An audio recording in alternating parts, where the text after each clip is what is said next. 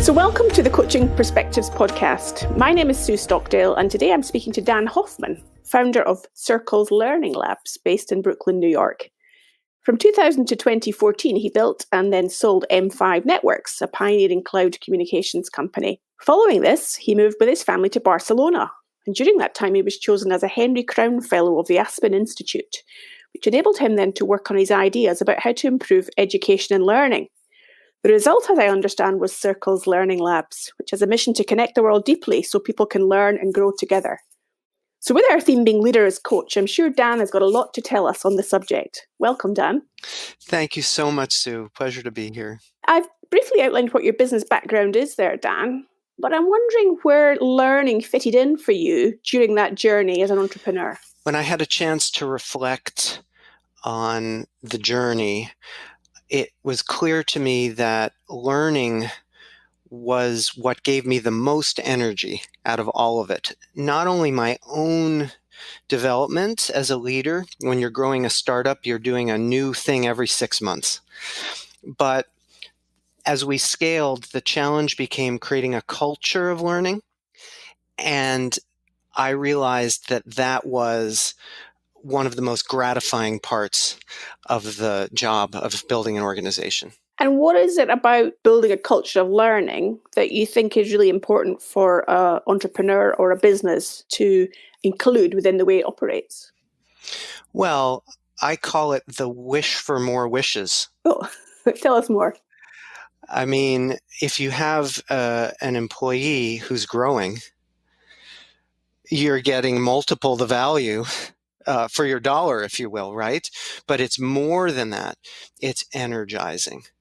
And so I truly believe that your company grows as fast as your people grow. The two are very connected. So learning is an integral part of what you see as important within an organization. And our listeners and readers of the magazine are, a lot of them were, coaches in the coaching community who are supporting leaders to learn and grow.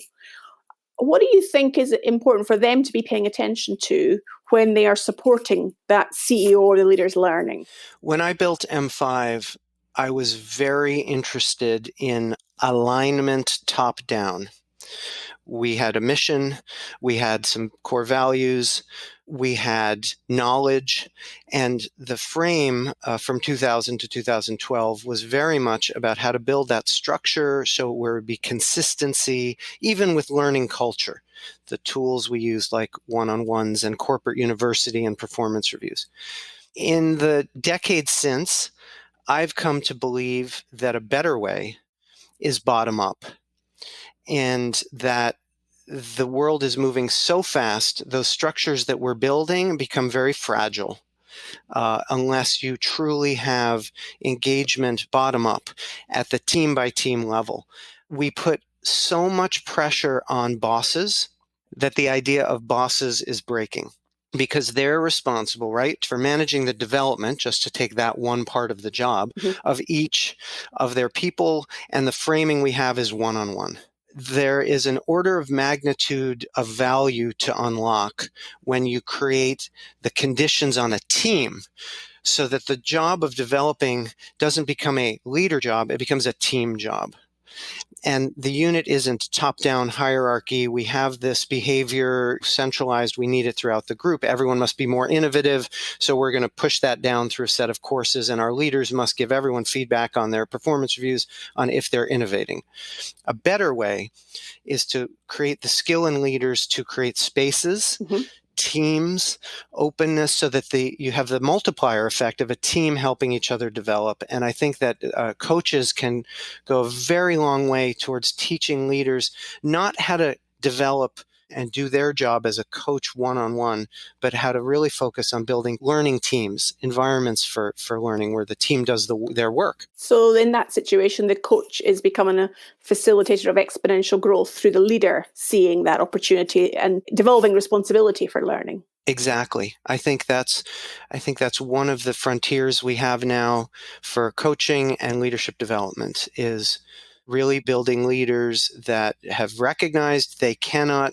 General Stanley McChrystal, who wrote Team of Teams, has a wonderful frame for this. And he has such an incredible track record taking the military, a super hierarchical, the U.S. military organization, and the special forces, and by decentralizing and building Team of Teams, he's radically improved the performance of the areas under his command. And his frame for this is, I used to be a chess player. I would move my people on the board. And then I realized I had to be a gardener. And my role was to make the soil rich and water and let the plants do their own growing. And I think that change in frame is radical. And I think it's important. And it takes a coach working with a leader to change that kind of mindset so they can become a gardener instead of a chess master. That's a lovely analogy to get us thinking about, Dan. I'm thinking of two words as you describe that, about trust and risk taking, because I'm getting a sense of a leader has to accept relinquishing control and also a belief in the capability of their team. I'm just wondering what your take on those phrases of kind of trust and risk, where that plays into this scenario. The two are counterintuitive. My father was a surgeon, and what I learned from him, among other things, but a phrase that he used to repeat that just lives in my head, is that the doctors with good bedside manner don't get sued. Yeah. And I really believe that compliance, for example, especially in an age where we have seen, how quickly a massive corporation can come down because of the actions of a few. Compliance is the same thing. We can no longer control from the top. We must do it through culture, and we must do it by building the muscle of trustworthiness. And so we have to practice this at the team level. And so trust to me has two dimensions, easiest to think about in two dimensions. One is openness and psychological safety. Yeah. And the other balances it, which is accountability or performance pressure. Amy Edmondson, a teacher at Stanford, has a beautiful matrix of this where she calls the balance of openness and accountability the magic zone. When you achieve that, some leaders are just too nice. They're too open with their teams and they let anything go. And some leaders are too strict and it's all about the performance pressure. And so everyone clams up, don't they? And they don't, share the ideas or the challenges until it's too late. But a leader's job is to get good at building a space where people are comfortable being open and people are comfortable counting on each other. I'm going to keep my promises. And those two things produce this really, what feels like the best team you've ever been on, that football team, that amazing work experience. So I think that's the skill of building trust in those two dimensions. If you do a good job of that, people will be open enough to bring you the risks before they blow up. And they'll also be open enough to bring you the crazy idea, which is the heart of innovation. The other side of, risk taking is taking risks with your ideas. Anyway, I could go on and on about that. I'll stop. Yeah. No, I mean, it's a great model to be thinking about for leaders, the Amy Edmondson model. And I'm also wondering, in terms of willingness, so we're talking about leaders becoming gardeners, so nurturing the soil to enable their team to flourish. There's got to be a willingness for the team to accept that challenge. And I'm thinking about learning and the plan, do, review kind of circle of learning. Mm-hmm. And many organizations that I experience working with as a coach do plan, do, plan, do, plan, do, and don't often do the review part. So true. I'm thinking from your perspective, how does one encourage or enable those team members to actually learn by doing the reflection? Well, you must create the space for it as a leader. And by space, I mean time. Mm-hmm. I mean, we will have a meeting or some portion of our meeting to do the review, whether it's an after action review or simple reflection on the sprint. This is one of the lessons of Agile work. By space, I mean structure. I mean the structure of the space. And one of the things I've learned in our work in circles is the power of structure to foster deep reflection quickly. Mm-hmm. Right? And that you have to learn to do this. So an example is a structure that I call it the Kung Fu punch of peer learning. It's the very basic move. 1, 2, 3. 1, ask a question. 2, give time, 60 seconds to reflect quietly. before that person jumps in and drowns out everyone else's thought, right? And then 3, share in equal turns. So you're getting a diversity of points of view on the question. 1, 2, 3. This can take equal turns, 60 seconds. A person, no one dominates the conversation. This little structure can take 10, 12 minutes in a team of 8, and is magic. It opens people up. So leaders need to think about, 1, building a space using that structure. An agenda is not a to-do list. Yeah. It's a set of structures for how we're going to talk. And then their role isn't to provide answers, it's to provide questions, right? So we complete Agile has a wonderful way in Scrum of doing this structure. Leaders can use it too. After action review is another one that came out of the military, and Peter Sengi's work. And let's use this structure. We just had a client blow up. We just had a tremendous win with the event came together. The learning and development workshop was phenomenal. Now let's make the space, use the structure to ask the question, how did it go? What did we learn? So that's really how you build reflection in that last piece. So the structures are a really critical part of that. And I'm imagining also the role modeling of the leader doing that to help people in the organization see that it's important to be doing it. Absolutely. I mean, some teams have this as a separate role. Leading is not necessarily facilitating. Okay, so how would you define the difference? Well, leaders define purpose and direction. We're going over there. Facilitators make it easy to get there. And sometimes they're the same person, and sometimes they're not. As you know, if you're having a very high stakes meeting, one where the leader is essential that she is involved and present, people will invest in a facilitation role. Sometimes this is a leadership opportunity on teams, actually. Someone who is not the boss can play a facilitation role, think about the meeting structure, observe how we're doing with the process we agree to. But all too often it has to be the same person, but still it's 2 jobs. Yeah, and that's an important distinction for people to make. We're now kind of getting into some of the detail about learning and how organizations can structure how they conduct themselves to maximize learning. I'm wondering how you learned about learning. Oh, I had so much fun learning about learning. I had a great on-the-job experience in the 13, 14 years of building this company and then selling it and working inside another company. And then, as you mentioned in that lovely intro, I had a chance to move my family into a learning space in Spain with a lot of white space for learning. And this is where I concluded I wanted to build another company. I wanted to work in this learning and development world. I read a lot of books, but then I call the authors. And it was just a joy to have the time and space.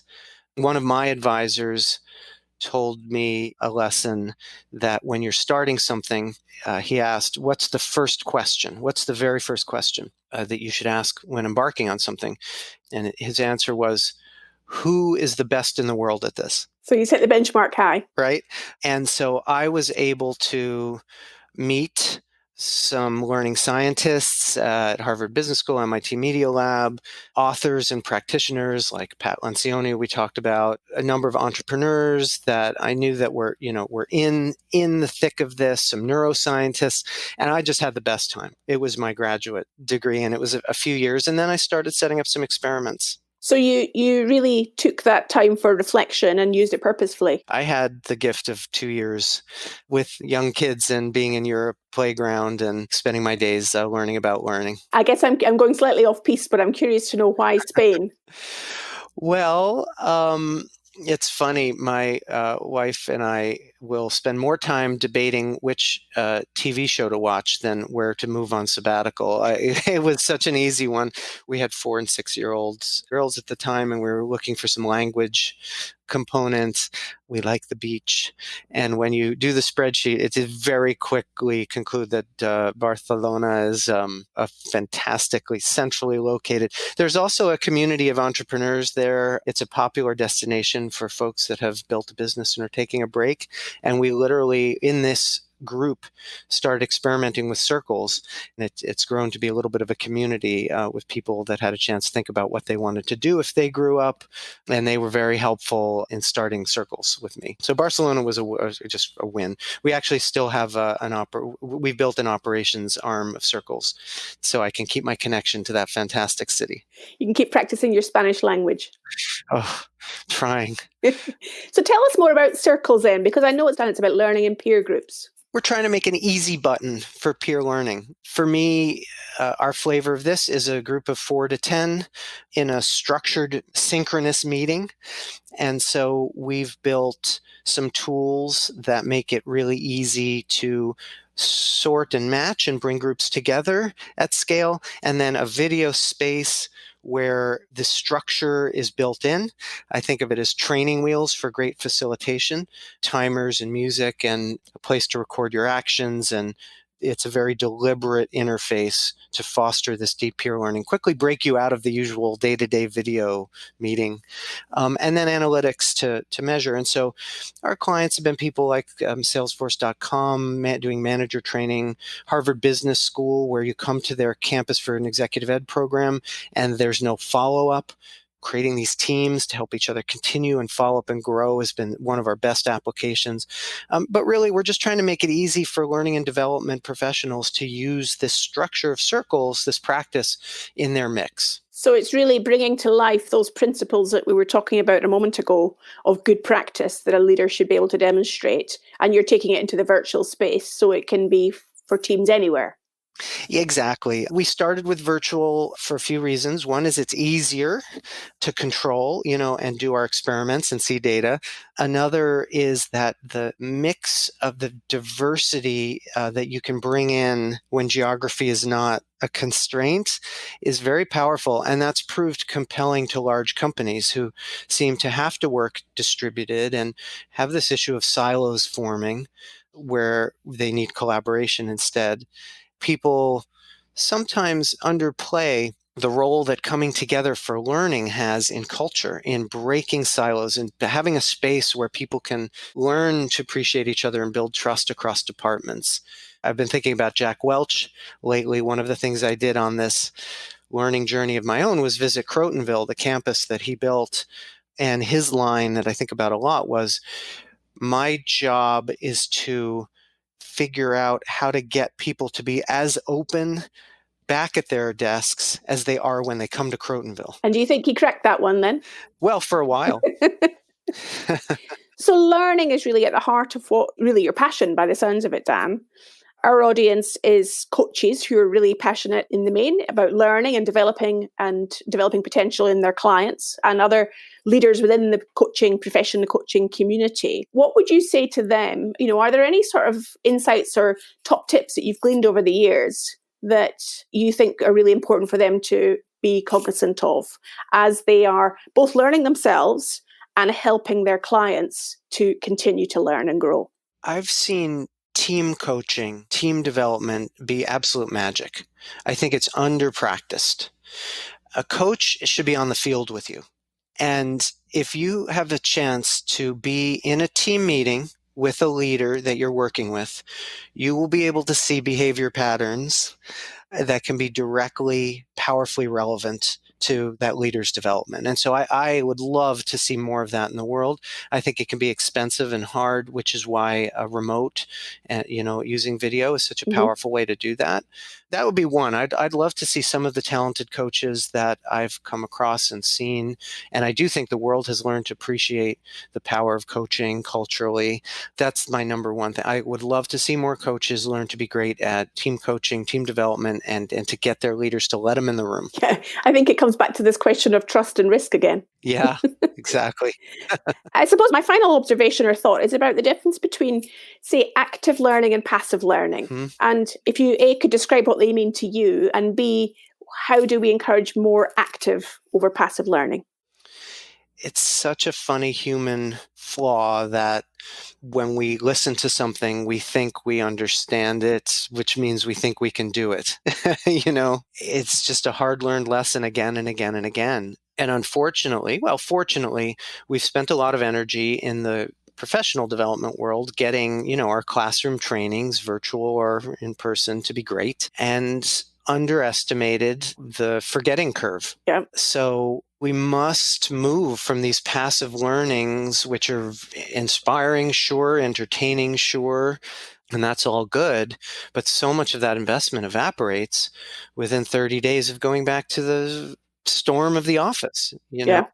And a very easy thing people can do is create a structure, a space to practice and actively apply those concepts in the field. Again, this is what's driving our circles business. Let's create 6 sessions, not one, form teams so that people will show up for those and see the role. Teams are great at getting engagement and stay engaged in the material for, 6 months or longer, so that we're applying. And I think the leaders, the CEOs that write checks for learning and development programs get this. They'll get, we can't just bring everyone to a great offsite and not sustain and follow up on it. It's relatively easy to do, but it does take some investment and it does take some intention.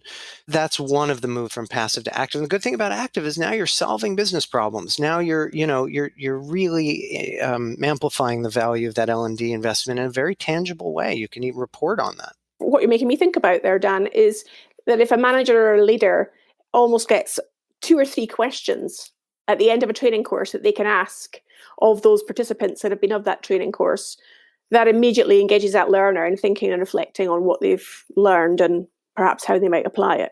So it's as much about the ability to ask great questions as it is to then do the acting and applying the learning. Absolutely. Questions invite engagement. Especially, adult learners, it's one of the things they say. You must have relevance. It must be relevant to a problem I'm working on. And so just make a question makes that easy connection for people and makes them take that step between. And I think we underestimate that need for connection, that need to help people make the connection and give them the space to make the connection themselves. So many brilliant presenters and books filled with fantastic stories, and we invest our dollars in these learning events they're really wonderful. And just that last little piece, ask a question. So that, how do you apply this to your job? Where do you have a challenge with this material? Tell a story of something that you have done with this framework. Those types of questions will seal the deal. Well, it's certainly been a really eye-opening and insightful half hour to speak to you today, Dan. I've so enjoyed what you've had to tell us. So thank you very much for your time. Thank you. It's a real pleasure to speak, and thanks for the important work you're doing helping our leaders grow. Thank you.